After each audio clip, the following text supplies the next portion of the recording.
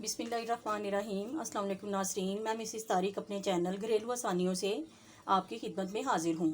आज हम बनाने लगे हैं अरवी और बैंगन, जिसके लिए मैंने 3 पाव बैंगन लिए हैं। इनको मैंने दरमियान में से छील लिया था और दरमियान में मैंने इनके ये छिलके रहने दिए हैं, क्योंकि ये इससे मुझे लगता है कि इनका कलर पकने के बाद बहुत डार्क हो जाता है, इसलिए मैं आधे छील लेती हूँ और आधे इसी तरह से हम काट लेते हैं। और ये अरवी मैंने आधा किलो ली है। इसको मैंने तकरीबन आधे घंटे के लिए छीलने के बाद आधे घंटे के लिए इसको 1 चम्मच खाने का जो है नमक डालकर और उतना पानी डाला जिसमें ये डूब जाए, तो इसको तकरीबन मैंने आधा घंटा रख दिया था। उसके बाद मैंने अच्छी तरह से इसको मल के धो लिया है ताकि इसकी लेस जो है वो ख़त्म हो जाए। और मैंने 2 दरमियाने साइज़ के टमाटर जो हैं उनको बारीक बारीक काट लिया है। ये तकरीबन 6-7 मैंने हरी मिर्चें जो हैं उनको बारीक काट लिया है। ये तकरीबन 1.5 खाने का चम्मच लेमन जूस है। ये आधा खाने का चम्मच लहसुन अदरक का पेस्ट है। एक दरमियाने साइज़ का प्याज मैंने इस तरह से बारीक काट लिया है। थोड़ा सा धनिया और 1 खाने के चम्मच से थोड़ी सी कम मैंने मिर्च ली है। आप अपने टेस्ट के मुताबिक कम ज़्यादा कर सकते हैं।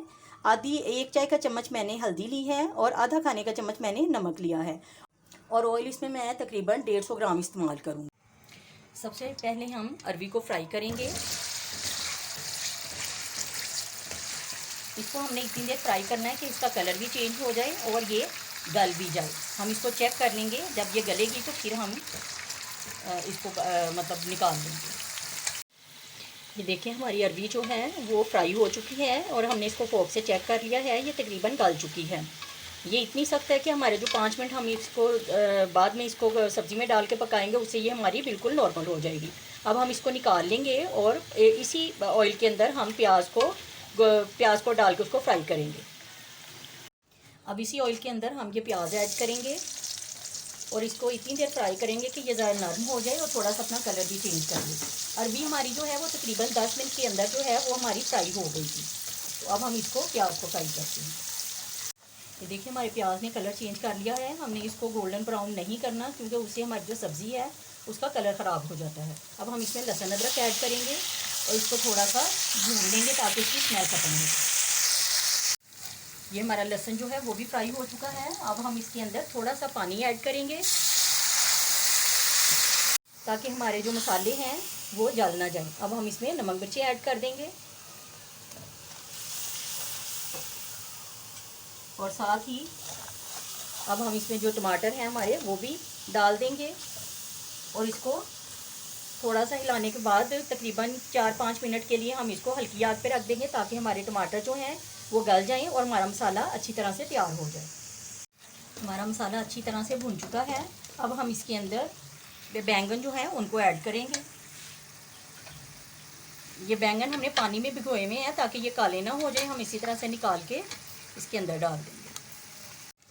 बैंगन हमने जो है वो मसाले में डाल दिए हैं। अब इसको तकरीबन 3 से 4 मिनट जो है इसको तेज़ आग पे थोड़ा भूनेंगे और उसके बाद बिल्कुल हल्की आग करके इसको तकरीबन 10 मिनट का दम दे देंगे ताकि ये बैंगन अच्छी तरह से गल जाए। मुझे 2-3 मिनट हो गए हैं इसको भूनते हुए। अब हम इसमें ये जो हमने हरी मिर्चें काटी हुई हैं ये ऐड कर देंगे और साथ ही ये जो लेमन जूस है इसको भी हम इसमें ऐड कर देंगे और इसकी आग को हम बिल्कुल हल्का कर देंगे और इसको 10 मिनट के लिए हम रख देंगे दम के ऊपर ताकि ये अच्छी तरह से गल जाए। बैंगनों को हल्की आग पे रखे हुए तकरीबन 10 मिनट हो गए हैं। हमारे बैंगन जो है वो अब ये गल चुके हैं। अब हम इसके अंदर अरवी को ऐड करेंगे और इसको अच्छी तरह से मिक्स करने के बाद तकरीबन 5-6 मिनट का हम इसको फिर हल्की आग पे रख देंगे।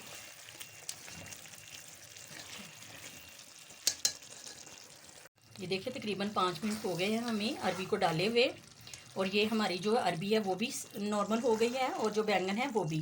अब हम इनको तकरीबन 3-4 मिनट इनको दरमियानी आग पे हम इसको भूनेंगे अच्छी तरह और उसके बाद धनिया डाल के हम इसको डिश आउट कर लेंगे।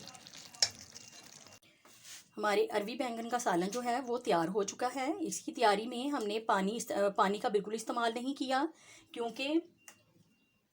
क्योंकि हमने जो बैंगनों को पानी में भिगो के रखा था, पकने के दौरान उन्होंने अपना पानी छोड़ दिया और वो उसी में ही गल गए हैं। और ना ही मैंने इसके अंदर किसी किस्म का मसाला इस्तेमाल किया है। आप इसमें चेक कर लें, अगर आपको कोई कमी लगे तो आप इसमें मसाला ऐड कर सकते हैं, चाट मसाला या गरम मसाला। मैं इनमें किसी किस्म का मसाला ऐड नहीं करती। तो सर्विंग से पहले आप इनका नमक भी लाजमी चेक कर लें और आप इनको अपने घर में बनाएं। इसको चेक करें कि आपको ये कैसी लगती है। अगर आपको मेरी ये रेसिपी पसंद आए तो इसको लाइक करें, शेयर करें और सब्सक्राइब करें। और अगर आप फर्स्ट टाइम मेरी वीडियो देख रहे हैं तो बेल आइकन के बटन को भी प्रेस करें ताकि आपको मेरी नई आने वाली वीडियो जल्द मिल सके। शुक्रिया।